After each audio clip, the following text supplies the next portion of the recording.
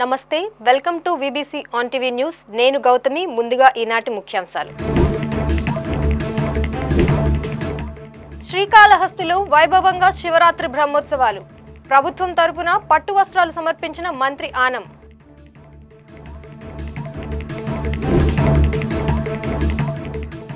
విశాఖలో శైవ క్షేత్రాలకు పోటెత్తిన భక్తులు సాగర తీరంలో 108 లక్షల శివలింగాలకు అభిషేకం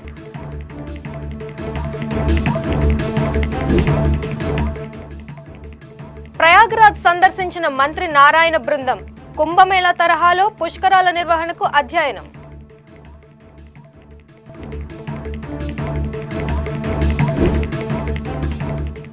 గవర్నర్ ప్రసంగంపై కురసాల ఫైర్ వైసీపీ వాకౌట్ నిర్ణయం సరైనదేనని వివరణ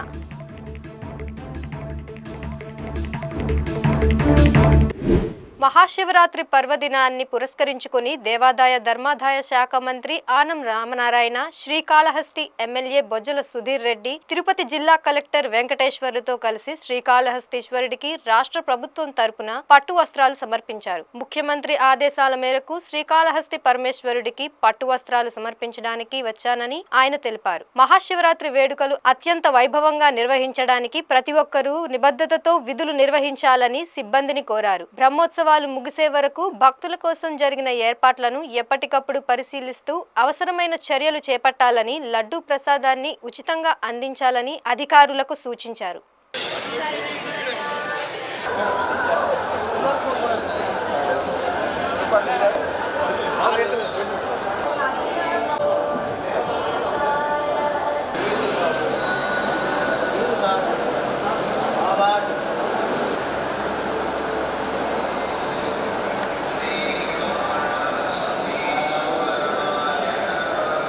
శ్రీకాళహస్తిలో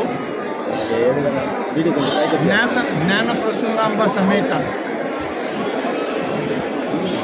కాళహస్తీశ్వరాయ స్వామిని దర్శించి ప్రభుత్వ లాంఛనాలతో గౌరవ ముఖ్యమంత్రి శ్రీ చంద్రబాబు నాయుడు గారి యొక్క ఆదేశాల మేరకు పట్టు వస్త్రాలు నేను నాతోటి సోదర శాసనసభ్యులు సుధీర్ రెడ్డి గారు అలాగే జిల్లా కలెక్టర్ గారు దేవాదాయ శాఖ కమిషనర్ గారు ఈఓ గారు ఎన్డీఏ కూటమి నాయకులు అందరం కలిసి ఈరోజు పెద్ద ఎత్తున ఇక్కడికి వచ్చి స్వామివారి అమ్మవారి కటాక్షం కోరుకోవడం జరిగింది.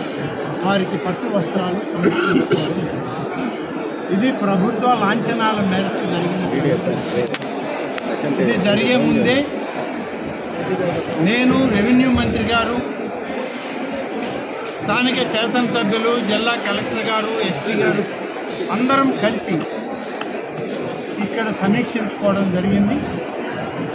మహాశివరాత్రి పర్వదినాన్ని అత్యంత వైభవోపేతంగా జరపాలి అని చెప్పి గౌరవ ముఖ్యమంత్రి గారు ఇచ్చిన ఆదేశాలను తూచా తప్పకుండా పాటించాలి అని చెప్పి ఆ రోజే నిర్ణయించుకొని ఆదేశాలు ఇచ్చాం. ఆ ఆదేశాల మేరకు ఇవాళ పని జరుగుతుంది.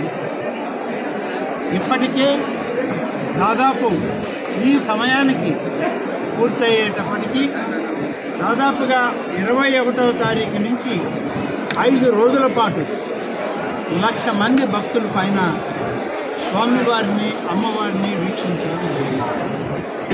వారందరినీ కూడా అన్ని విధాల సమగ్రంగా పూర్తి స్థాయి సంపూర్ణంగా వాళ్ళు స్వామివారుల యొక్క దీవెనలు పొందే విధంగా ఏర్పాటు చేయడం. అలాగే ప్రతి భక్తుడికి వచ్చేటువంటి క్యూ లైన్లో నిలబడి స్వామివారి దర్శనం చేసుకునేటువంటి ప్రతి ఒక్కరికి ఒక లడ్డూ ప్రసాదాన్ని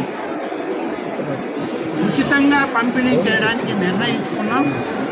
నిర్ణయించిన మేరకు ఆలయ పాలక వర్గం ఇవాళ ఉన్నటువంటి అధికార యంత్రాంగం శాసనసభ్యుల యొక్క నాయకత్వంలో లడ్డూ ప్రసాదాన్ని పంపిణీ చేయడం జరుగుతుంది. మహాశివరాత్రి పర్వదినం వేళ విశాఖ సాగర తీరం ఒక పుణ్యక్షేత్రంగా మారిపోయింది. 1,08,00,000 శివలింగాలకు పవిత్ర జలాలతో నిరంతరాయంగా అభిషేకించే పుణ్యఫలం నగరవాసులకు లభిస్తుంది. రాజ్యసభ మాజీ సభ్యులు టి సుబ్బిరామిరెడ్డి నిర్వహించే ఈ మహాక్రతువు నేటికి 40 ఏళ్లు పూర్తి చేసుకుంది. ఆర్కే బీచ్ లో ఎప్పటిలాగా మహాశివరాత్రి వేళ భక్తి శ్రద్ధలతో స్ఫటిక శివలింగార్చనలో పాల్గొన్న టి సుబ్బిరామిరెడ్డితో మా విశాఖ ప్రతినిధి మూర్తి మరింత సమాచారాన్ని అందిస్తారు. మహాశివరాత్రి పర్వదినం వేళ విశాఖ సాగర్ తీరం ఒక పుణ్యక్షేత్రాన్ని తలపిస్తోంది. ప్రతి ఏడాదిలాగా ఈసారి కూడా మాజీ రాజ్యసభ సభ్యులు టి సుబ్బరామరెడ్డి ఇక్కడ నిర్వహిస్తున్న 1,08,00,000 శివలింగాల అర్చన అత్యంత వైభవంగా సాగుతోంది. ఈసారి ప్రత్యేకత ఏంటంటే ప్రయాగ్రాజ్లో జరుగుతున్న మహాకుంభమేళా నుంచి కూడా పవిత్ర జలాలను తీసుకొచ్చి ఇక్కడ అభిషేకాలు చేయడం అనేది ఒక అపూర్వ సంఘటనగా చెప్పుకోవచ్చు. ఇక్కడ ప్రస్తుతం సుబ్బరామరెడ్డి గారు మనతున్నారు. స్వామి, మీరు చెప్పండి, చాలా ఏళ్ళుగా మీరు మహాక్రతువు చేస్తున్నారు, ఒక యజ్ఞంలా కొనసాగిస్తున్నారు, మీకు ఏమనిపిస్తుంది, మీ అనుభవాలు ఏంటి? భారతదేశ చరిత్రలోనే కంటిన్యూస్గా 1,00,00,000 శివలింగాలను ప్రతిష్ఠ చేసి ప్రజల చేత వాళ్ళకి నీళ్లు ఏర్పాటు చేసి ప్రజల చేత అభిషేకం చేయించడం ఇంతవరకు ఎక్కడ కూడా జరిగి ఉండదనుకుంటున్నాను నేను. మరి అది ఈశ్వర కటాక్షం, ఈశ్వరు యొక్క సంకల్పంతో ఇది 40వ సంవత్సరం, 39 సంవత్సరాలు ప్రతి సంవత్సరం నిర్విఘ్నంగా నేను ఈ అభిషేకం 1,00,00,000 శివలింగాలకు చేస్తున్నాను. ఈరోజు 40వ సంవత్సరం చాలా విశేషం. కొంతవరకు కూడా మహాకుంభాన్ని నీరు కూడా తీసుకొచ్చి దాంతో కూడా చేసాం అభిషేకం. ఈరోజు సాయంకాలం అద్భుతమైనటువంటి కార్యక్రమం, ఏది దాంట్లో నాటకం, నృత్యం, గానం అన్నీ కలిపి ఒక దృశ్య కావ్యంగా ఓం నమః శివాయ అనేటువంటి ఒక ప్రోగ్రాం పెట్టాం. 3 గంటల సేపు గుమ్మడి గోపాలకృష్ణ అద్భుతంగా ఉంటుంది. తర్వాత బ్రహ్మానందంతో నాగపండి శర్మకి ఒక అవార్డు ఇస్తున్నాం. ఇది ఆయన గొప్ప పండితుడు. ఇది సాయంకాలం మీరు నిర్వహిస్తున్న మహాకుంభాభిషేకానికి ఏడాది భక్తుల సంఖ్య పెరుగుతూ వస్తుంది. ఎప్పుడెప్పుడని ఎదురు చూస్తున్నారు విశాఖ వాసులు, విశాఖ చుట్టుపక్కల ప్రాంతాల ప్రజలు, మీకు ఏమనిపిస్తుంది? చెప్తేనే ఇది అదృష్టం. కారణం ఏమిటంటే నువ్వు దేవాలయానికి వెళ్తే, కోవిలికి వెళితే నువ్వు నీళ్లు లోపల పోవడానికి లేదు, బయట ఉండి పూజారి వేస్తాడు.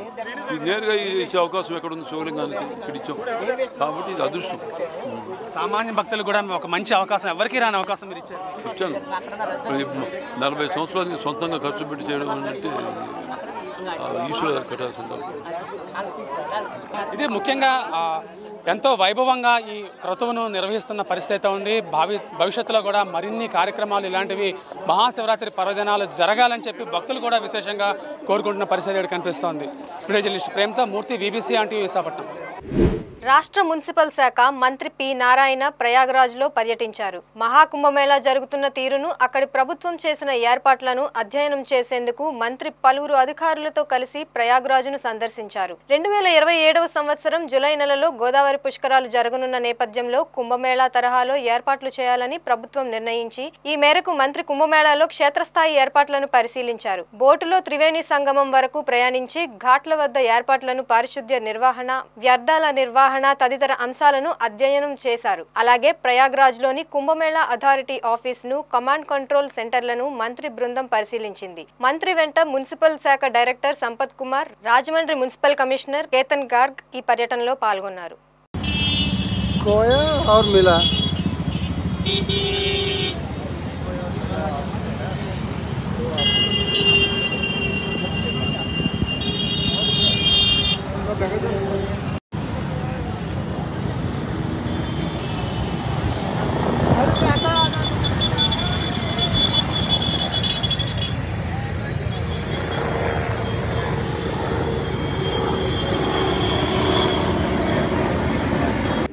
శాసనసభలో బడ్జెట్ సమావేశాల నేపథ్యంలో గవర్నర్ తీర్మానంలో ప్రభుత్వం అసత్యాలు చెప్పించిందని YCP Uttarandhra regional coordinator Kurasala Kannababu ఆరోపించారు. కాకినాడలోని తన నివాసంలో జరిగిన మీడియా సమావేశంలో ఆయన మాట్లాడారు. వైసీపీ సభా ఉల్లంఘన చేస్తుందని చంద్రబాబు అనుకూల మీడియా ప్రచారం చేయడం విడ్డూరంగా ఉందన్నారు.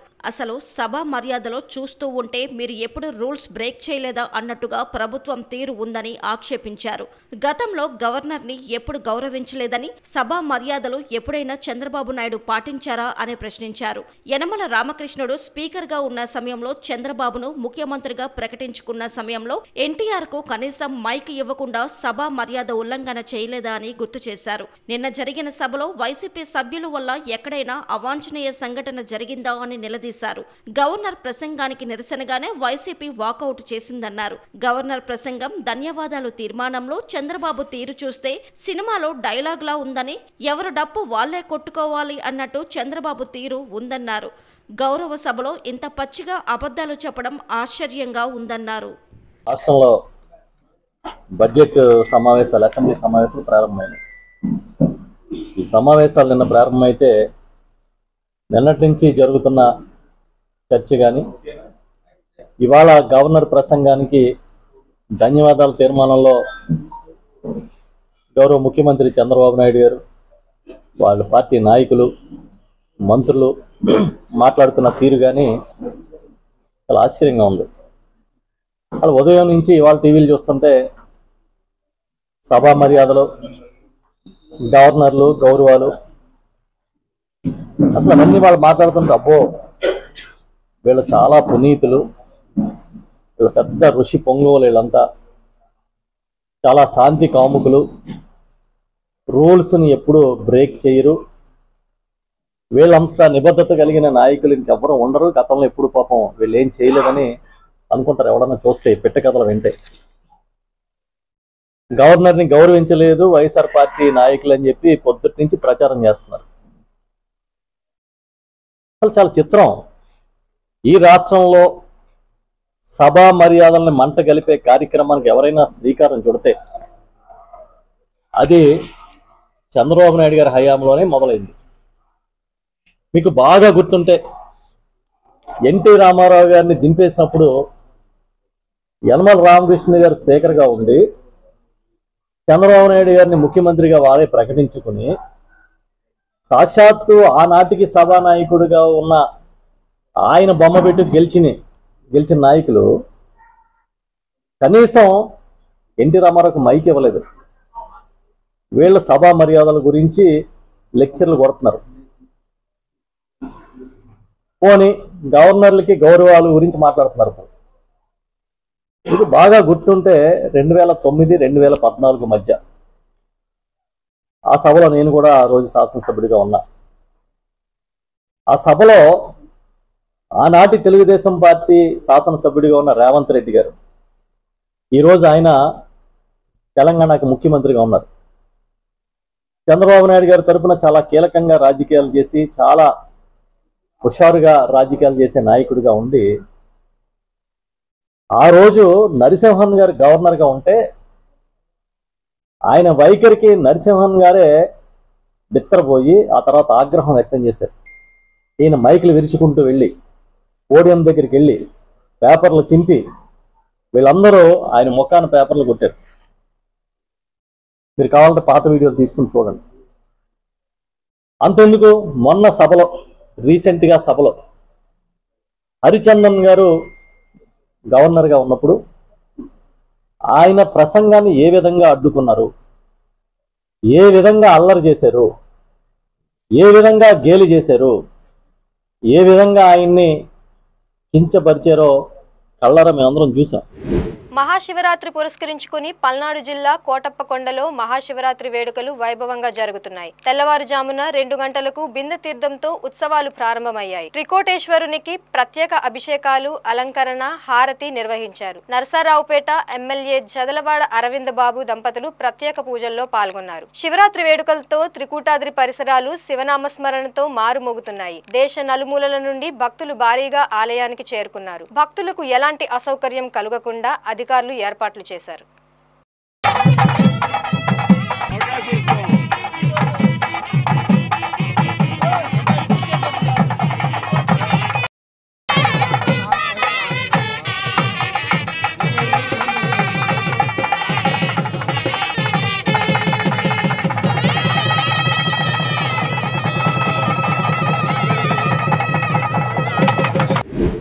ఉత్తరాషాఢ నక్షత్రం సందర్భంగా తిరుచానూరు శ్రీ పద్మావతి అమ్మవారి గజవాహనంపై మాడ వీధుల్లో ఊరేగుతూ భక్తులకు దర్శనమిచ్చారు. ప్రతి నెల అమ్మవారి జన్మ నక్షత్రమున ఉత్తరాషాఢ నక్షత్రం రోజున అమ్మవారిని గజవాహనంపై ఊరేగించడం ఆనవాయితీగా వస్తోంది. ఈ కార్యక్రమంలో విజిలెన్స్, టీటీడీ ఉన్నతాధికారులు పెద్ద సంఖ్యలో భక్తులు పాల్గొన్నారు.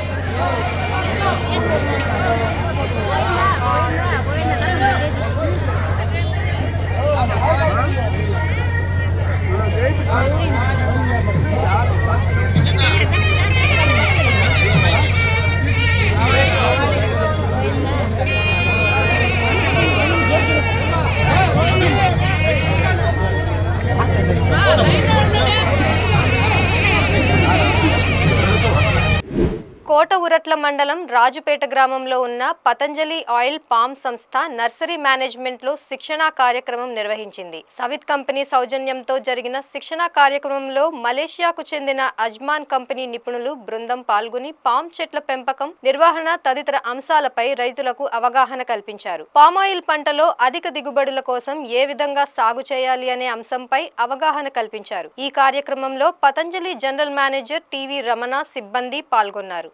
I'm a representative from Sawit Kinabalu company.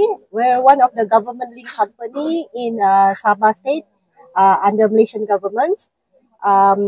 Our main focus here is actually to see how is the performance of our Sawit Kinabalu planting materials under Patanjali companies, where we have been supplying the seeds, the sprouts since year 2020, and we can see from our 2 days trip starting yesterday's that it has shown a remarkable performance under Indian conditions in the fields and also in the nursery stage.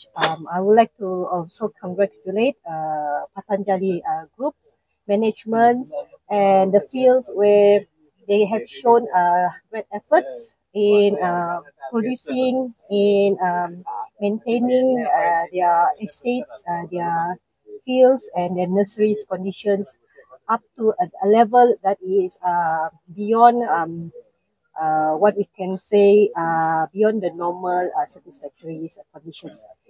And we have been actively supporting the Indian missions, oil palm missions, particularly for Patanjali, way back 4 years ago. And so far we have managed to supply 40 lakhs of sprouts, good quality sprout, which is went through a very in-depth breeding selection process and make sure that our partner or Patanjali is planting the best material available in our country. So we hope with that contribution we should be able to uplift the socio-economic of farmers of India.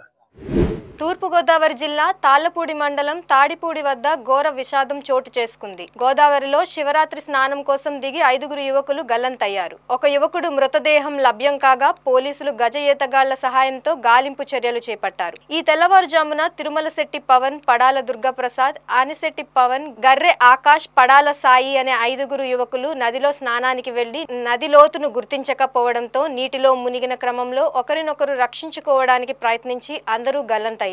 దీంతో తాటిపూడిలో తీవ్ర విషాదం నెలకొంది.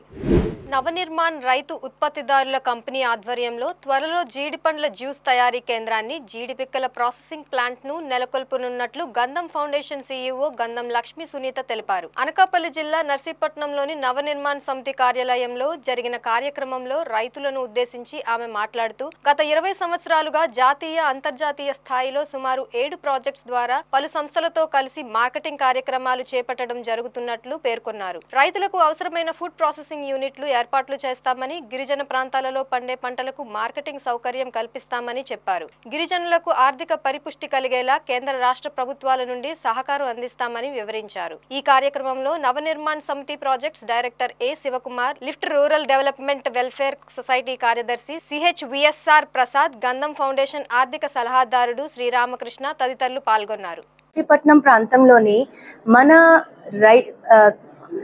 Cashew రైతుల గురించి ఒక meeting ఏర్పాటు చేయడం నవనిర్మాణ్ సమితి ద్వారా.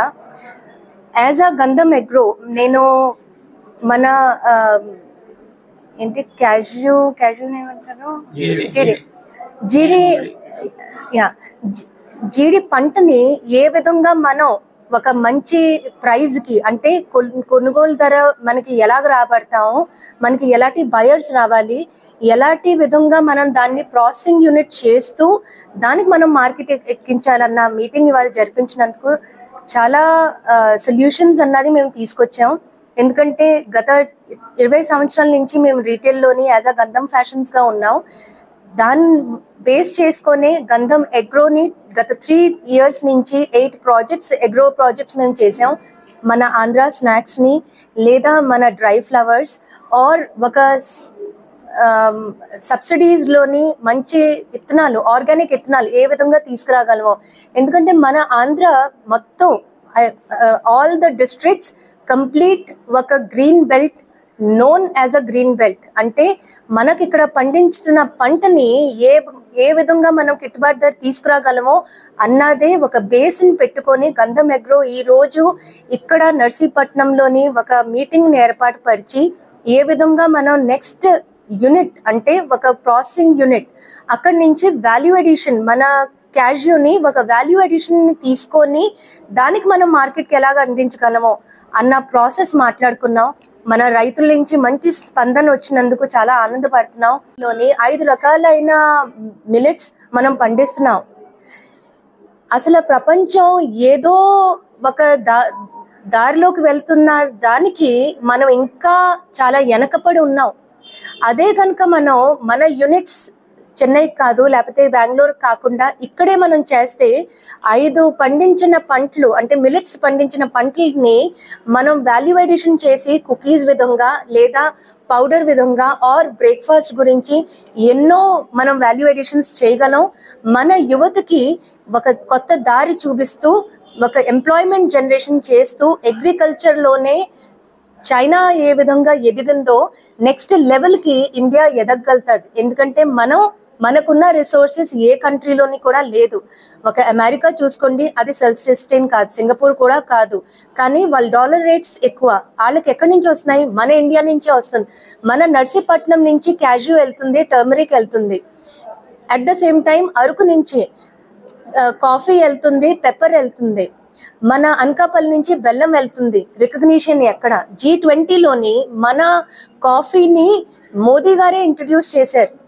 అలాంటిది ఇప్పుడు అన్ని విధాల్లో చూస్తే FPCA లేకపోతే FPOA అది వచ్చిన కారణం వల్లే కదా మనకి మంచి గిట్టుబాటు ధర.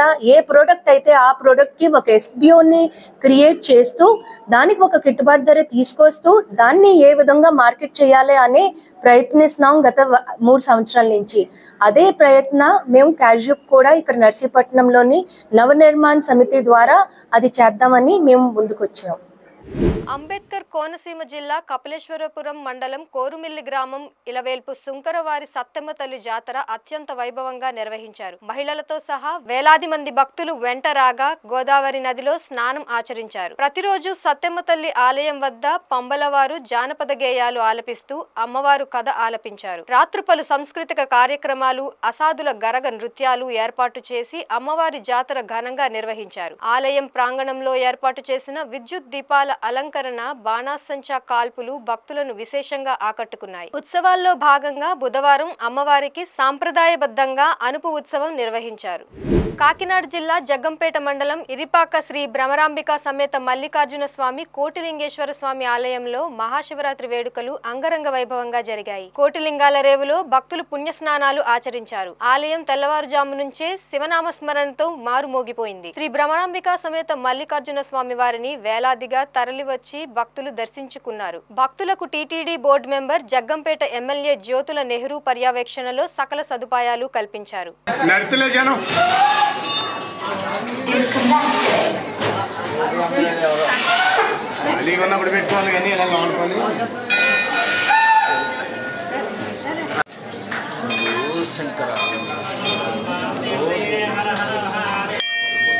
రాష్ట్రంలో ఏ ఎన్నికలు వచ్చినా కూటమి పార్టీలను గెలిపించడానికి ప్రజలు పట్టభద్రులు సిద్ధంగా ఉన్నారని ఎన్టీఆర్ వైద్య సేవా కార్పొరేషన్ చైర్మన్ సీతంరాజు సుధాకర్ పేర్కొన్నారు. కాకినాడ రూరల్ మండలం వలసపాకల గ్రామంలో ఏర్పాటు చేసిన మీడియా సమావేశంలో ఆయన మాట్లాడారు.